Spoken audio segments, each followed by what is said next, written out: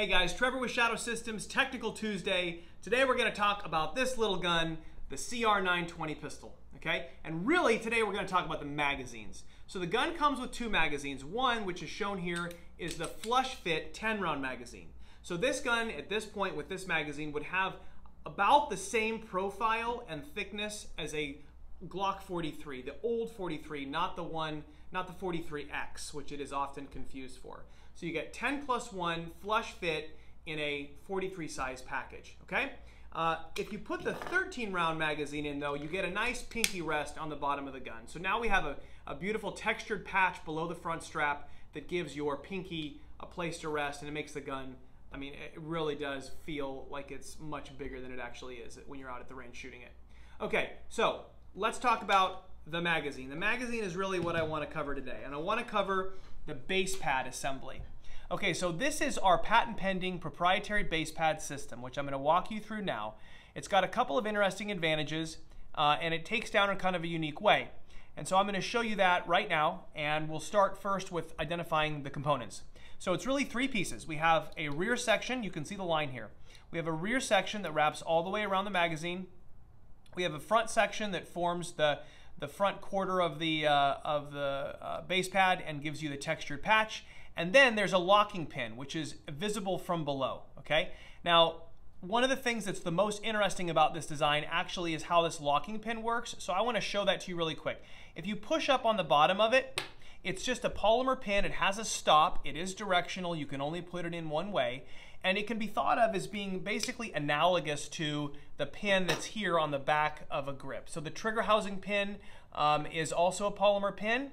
Polymer pins are great. They tend to stay where you put them.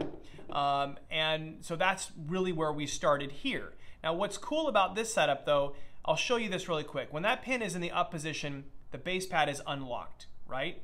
If I actually leave it up in an unlocked position, somehow let's pretend that happened, and I insert it into the gun, it relocks, okay? So that pin gets pushed back down into its locked position, and now this front of the base pad gets relocked by just the act of inserting the magazine into the gun. It also means that when the magazine is in the gun, if you carry it that way, it can't get unlocked, which is really important.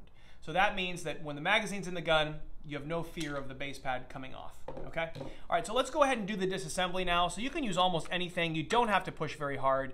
You pop the pin up, and then the front comes off, and you're left with this trail section of the base pad, which, by the way, you can fully load the magazine, and it functions just fine with this base pad off, or with this front of the base pad off, but I just wanted to point that out. This will stay on the tube, and you can slide it off to the rear. Now, you'll notice right there these rails, they go into corresponding grooves on the bottom of the base pad. So when we go to put it back on, we need to make sure we've lined that up, okay? Then you can, of course, take your spring out and clean your tube and your spring.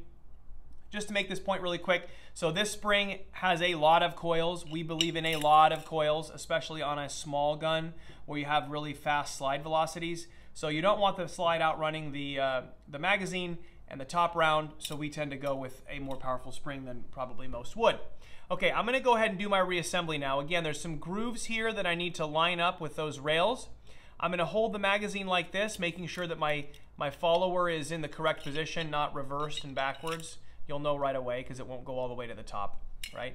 So we got our follower in place, and we're going to push down on this spring and just hold it for a moment, and then take your base pad and slide it into place like that, okay? So now the base pad is in position. And I'll actually go ahead and make this point. I'm going to set the gun off to the side. Keep that over there. Here's a box of ammo. I'm going to load this magazine just to show you. 1, 2, oh my God, 3, 4, 5, 6, 7, 8, 9, 10. So we can see that spring compressing down in the bottom. There's 10, 11, 12, 13. Okay, so you would load it like that. The follower never gets below the edge of the magazine, so it's going to go straight up when we go to unload it. Okay, so I just wanted to make that point. Let's see if I can actually put it all the way back together. Oops, that's upside down.